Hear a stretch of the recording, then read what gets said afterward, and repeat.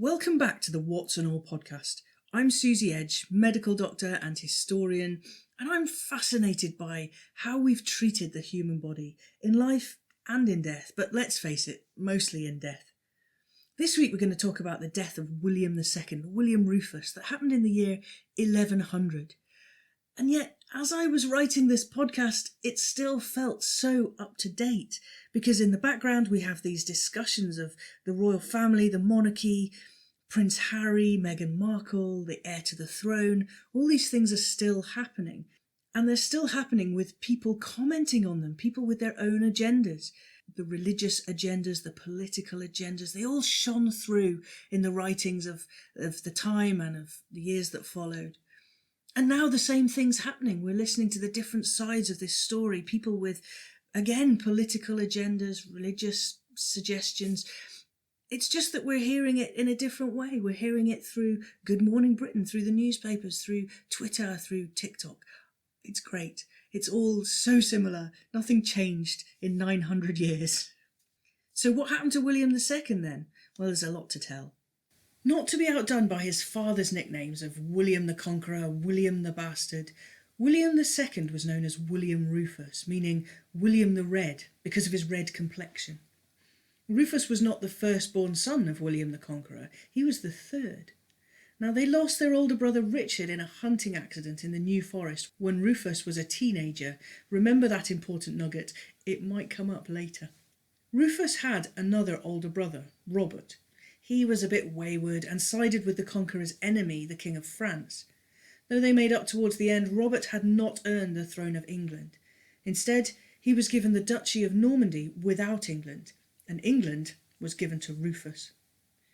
Their other brother, Henry, was not given land but was given some cash, £5,000 upon his father's death. And he was the sort of lad that had it weighed and measured on receipt, just to make sure he'd been given the exact amount of money that he'd been promised. When their father was buried, the sibling rivalries were not put aside. They got worse, big-scale fighting worse, but it might have been Henry who had the last laugh. As kings go, William Rufus did an okay job in some respects. He was successful in his defence of his father's kingdom. He had kept rebellions at bay. He had respected military skills, and he was efficient at being king. When it came to battle, he had a reputation for courage and good luck. He was known to be generous to his loyal soldiers who were keen to obey their king. There was a high price, though, for disloyalty, and punishments were severe and brutal. There were many who were not too happy with the king, though, and the church was chief amongst them. William had achieved his military might and further personal riches at the expense of the church and from rebel barons. He was slow to appoint clergy so he could use the lands and riches for himself. His attitude was distinctly anti-clerical and contemptuous of religion. His court was flamboyant and hedonistic, and the monastic chroniclers did not hold back in their equally contemptuous descriptions of William Rufus. The chroniclers, who happened to be religious men held in contempt by Rufus, wrote of him as a waster, a womanizer, and worst of all, ungodly and deserving of what was to come his way. What came his way happened on a fine day in early August in the year 1100. William had woken early, having had rather a lot to drink the night before. He was startled from a dream where he'd had a conversation with the devil, who told him that he would be seeing him tomorrow. He was also told by the monks that they'd had visions of terrible things ahead, but William wasn't impressed or bothered that this was anything to concern him, so they made ready to go hunting that afternoon. As they made ready, he handed 2 of its arrows to his companion, Walter Tyrrell. "Bon archer, bon flèche," he said. "Good arrows for a good archer." I wonder if they actually had William's name on them. Out on the hunt, William's brother Henry was in another hunting party elsewhere in the forest, and the game was afoot. Stag went by, Walter Tyrrell took aim and shot. His arrow glanced off a tree, and it hit the king in the chest. This was not good. An arrow piercing the chest with its sharp, pointed iron or flint head slicing through between the ribs would hit either lung tissue or major vessels or even the heart. Hitting a lung would mean that the lung tissue would open up to the outside world. Air and blood can get into the cavity between the pleura and the lung tissue, and this hemopneumothorax not only means a lung's not functioning, exchanging gases that are required for living cells, but it can also push against the heart. Once pierced, a major blood vessel, such as the aorta, the artery that takes blood away from the heart for delivery to the rest of the body, will just pour blood into the surrounding tissue. It won't be long before each new beat of the heart deposits more blood out where it shouldn't be. With less and less blood to pump, the body will recognise through reducing blood pressure that the heart needs to pump harder and faster. Catecholamines released will tighten blood vessels and increase the action of the heart, trying to compensate. The rate of breathing will go up as the body tries really hard to provide more oxygenated blood to the tissues that are wondering where the blood's gone, especially the brain. If the point at which the vessel is broken, where the blood is pouring out, is not fixed, it will be in vain. That's in vain, not in vain. That's a terrible anatomy joke that probably doesn't work on a podcast. Sorry. On top of all this, if the large amount of blood, which is now surrounding the tissues rather than within the blood vessels, gets bigger and bigger, it'll push down onto the heart itself. The build-up of pressure will tamponade the heart, fixing it, leaving it unable to pump. If the sharp metal or flint arrow tore through the heart itself, the heart muscle would instantly struggle to pump blood. If any of these situations happen, which, let's face it, are only a matter of centimetres apart in the chest, it'll result in a heart that can't pump or has nothing to pump. While his body tried to compensate, to keep him alive, despite the overwhelming blood loss, William broke the shaft of the arrow that hit him. He fell, pushing what was left further into his chest, and he breathed his last. To survive such an injury as you listening now, you'd need almost instant emergency surgical pre-hospital care to get inside the chest and to stop that bleeding.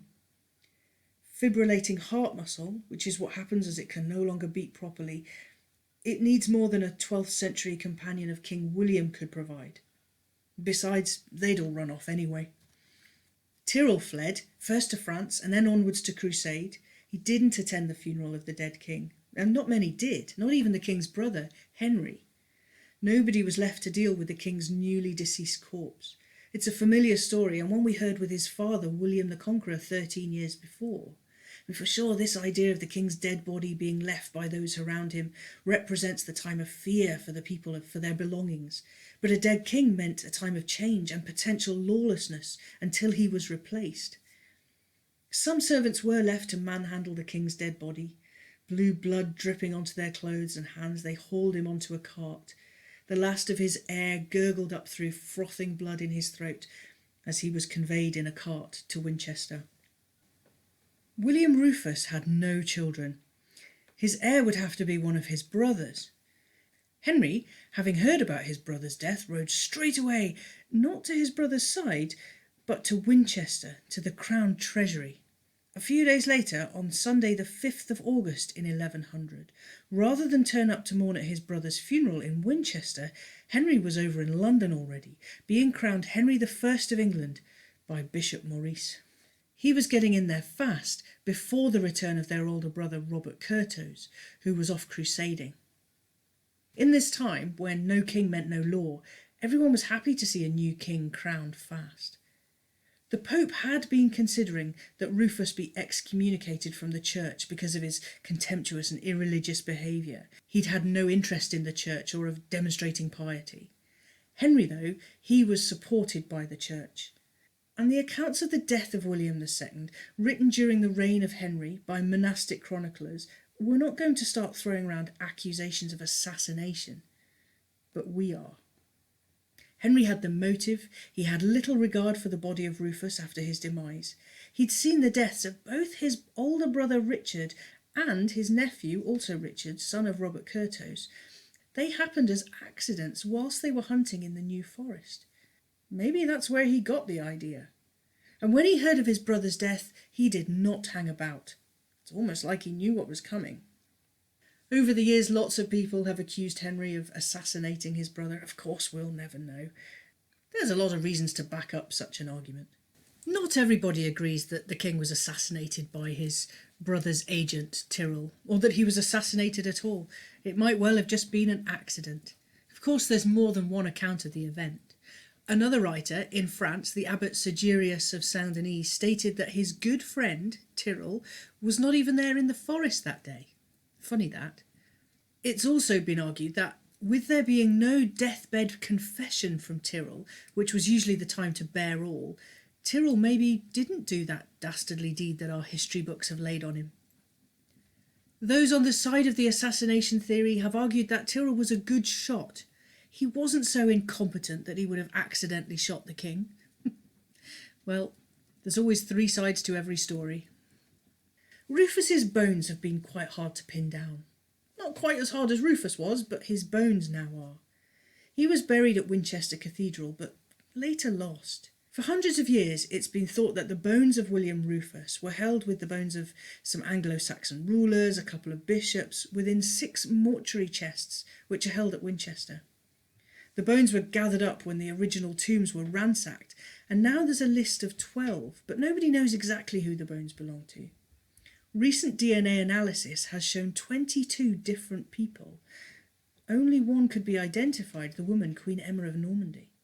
William Rufus doesn't rest in peace, but at least he's not alone after being abandoned the day he died by his companions. I once read a story that in 1968 some skeletal remains were exhumed from a grave that was marked with William's name. They found the shaft of an arrow. It's doubtful, isn't it? By early accounts of William's death, he'd broken off the shaft of the arrow himself before he collapsed. On top of that, the shaft would have been made of wood, which I doubt would have been preserved that well in 868 years, surrounded by the decaying soft tissue of a body. It may well have been that the arrowhead was found. Now that's a different story, and a wonderful story. Either way, I've not been able to find any evidence of this mentioned anywhere else, but I'm sure I read it. I do have some strange dreams, but that wasn't one of them. Granted, I am currently sitting in lockdown in the north of Scotland, and this might be a case of needing a site visit. Winchester is a bit far away for a day trip to find out, but my big brother, if you're listening, I do mean to travel to your lovely hometown when we can. I might even pop by the Rufus stone, which stands in the New Forest, to mark the spot where our story of today played out 900 years ago. So that was the death of William II, William Rufus. We've made it to the year 1100, and there are so many good, juicy King Death stories to come. Assassinations, murders, disease, war, all sorts of good stuff. Do stick around. You can find me on TikTok at Susie Edge. I've changed the name to Susie Edge, and I'm really glad I've done so because so many people are just calling me Susie now. That's really nice to see. You can find me on Instagram at suze.edge, and please do support this podcast by giving us a decent review, 5 stars. We'll keep it going. I know it's been 2 weeks since the last one. A lot's been happening. A lot that I can't say, but a lot's been going on. So thanks for listening, and we'll have another look at a royal death, warts and all. See you next week.